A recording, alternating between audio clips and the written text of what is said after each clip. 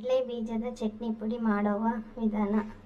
ಸಾಮಗ್ರಿಗಳು: ಉಪ್ಪು, ಹುಣಸೆಹಣ್ಣು, ಜೀರಿಗೆ, ಕರಿಬೇವಿನ ಸೊಪ್ಪು, ಖಾರದ ಪುಡಿ. ಬಟಲ್ ಕಡಲೆ ಬೀಜವನ್ನು ಈಗ ಉರಿಯಲ್ಲಿ ಇಡೋಣ.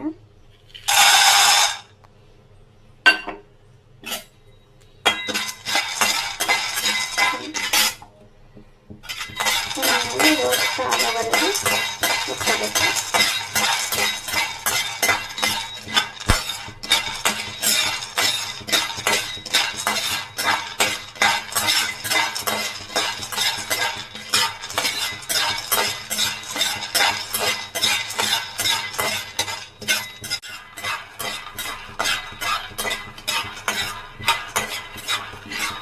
ಬೀಜ ರೆಡಿ,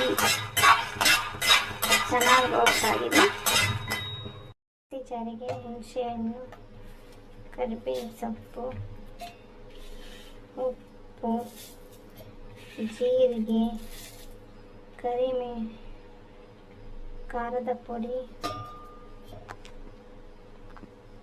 ನೆಕ್ಸ್ಟು ಕೊಬ್ಬರಿ ಚಟ್ನಿ ಪೌಡರ್ ಮಾಡುವುದು. ಒಂದು ಬಟ್ಟಲ್ ಕೊಬ್ಬರಿ, ಹಚ್ಚದ ಖಾರದ ಪುಡಿ, ಹುಣಸೆಹಣ್ಣು, ಜೀರಿಗೆ, ಕರಿಬೇವಿನ ಸೊಪ್ಪು, ಉಪ್ಪು. ಈಗ ಮಾಡುವ ವಿಧಾನ: ಒಂದು ಬಟ್ಟಲ್ ಕೊಬ್ಬರಿ, ಉಪ್ಪು,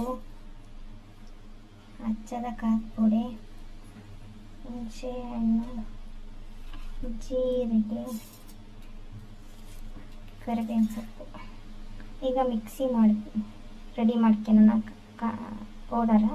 ಕಡಲೆ ಬೀಜದ ಚಟ್ನಿ ಪೌಡರು, ಕೊಬ್ಬರಿ ಚಟ್ನಿ ಪೌಡರ್ ರೆಡಿ.